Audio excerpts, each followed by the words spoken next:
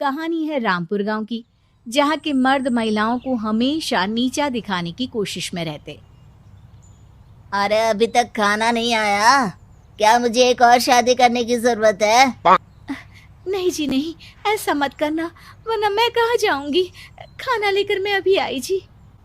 गांव की पंचायत में भी फैसले हमेशा औरतों के खिलाफ ही रहते।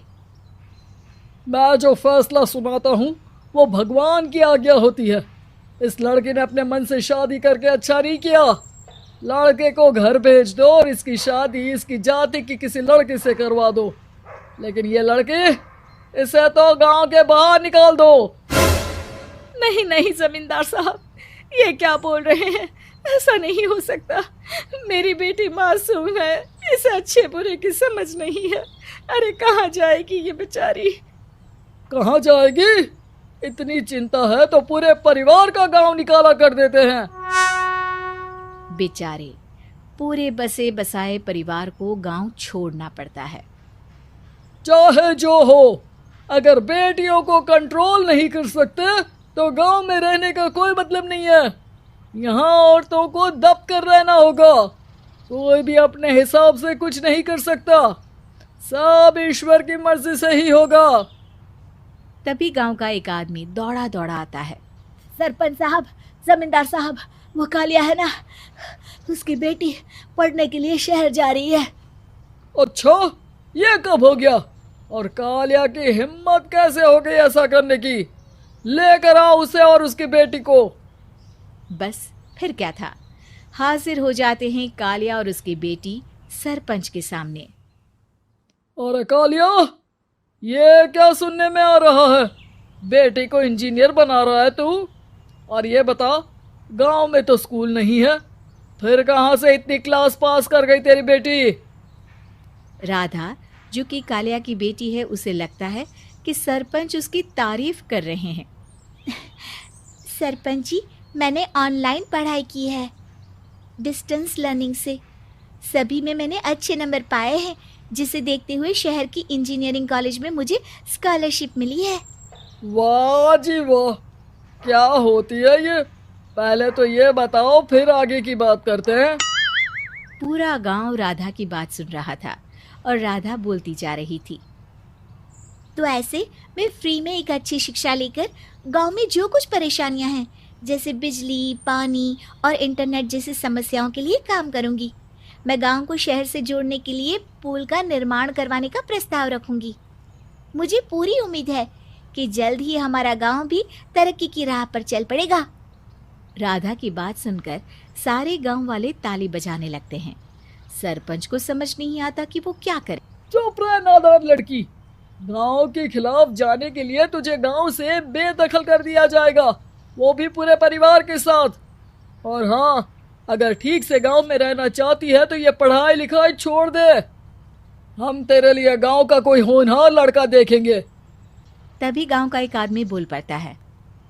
अरे नहीं नहीं सरपंच जी, राधा बिटिया जो बता रही है, अगर वैसा हो जाए तो हम लोगों को पैसा कमाने के लिए बाहर नहीं जाना पड़ेगा।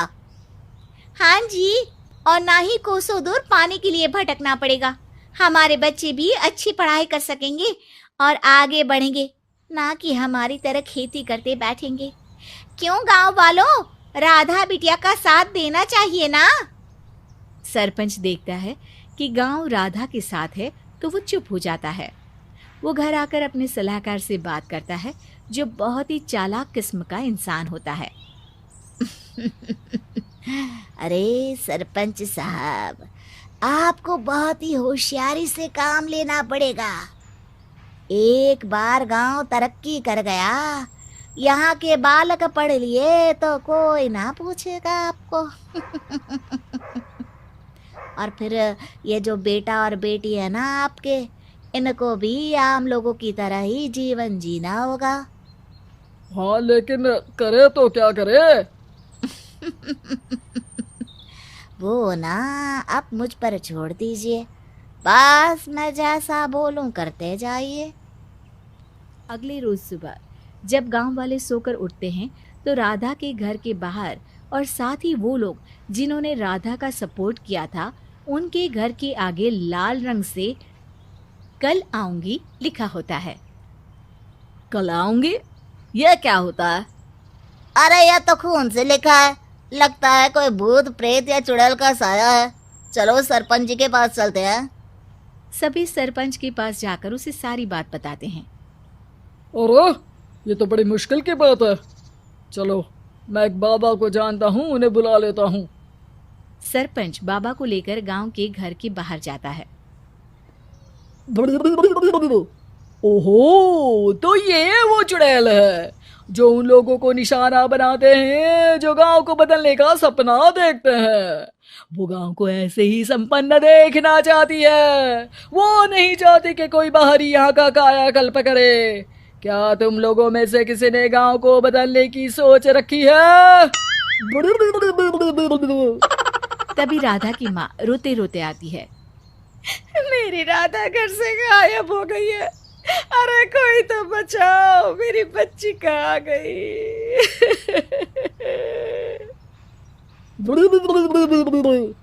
ले गई वो चुड़ैल, तेरी बच्ची को ले गई। अब वो उसे श्रापित करके छोड़ेगी, उस पर चुड़ैल का साया हो जाएगा। तभी बुरी सी हालत में राधा भी वहां आ जाती है। उसके बाल चुड़ैल की तरह फैले होते हैं और कपड़ों में खून लगा होता है। सभी राधा को देखकर डर जाते हैं। माँ, पता नहीं मुझे कौन उठा कर ले गया था। अरे दूर दूर हो जा चुड़ैल, अब हम लोग इस गांव में नहीं रुकेंगे। अरे कैसी बातें कर रहे हैं आप?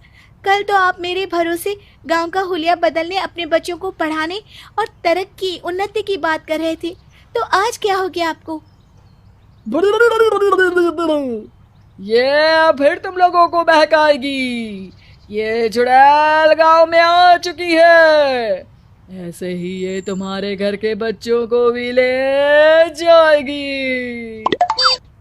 गांव वाले राधा को गांव से बाहर निकाल देते हैं। उसके माँ बाप रोते रहते हैं, लेकिन गांव वाले नहीं मानते। मैं भी अपनी बहन के साथ गांव के बाहर रहूंगा, लेकिन वो पढ़ाई नहीं छोड़ेगी। वहीं सरपंच के घर पर सलाहकार कहता है।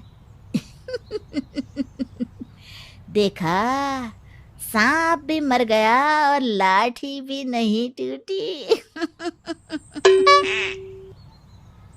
लेकिन अगले ही दिन सरपंच के घर के बाहर भी वही शब्द लिखे होते हैं। और फिर सरपंच की बीवी कहती है, हमारी बेटी को किसी ने अगवा कर लिया है। तभी राधा का भाई वहां आ जाता है।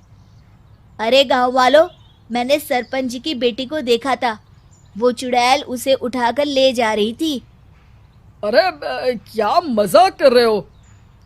नहीं नहीं सरपंच जी, आप नहीं जानते।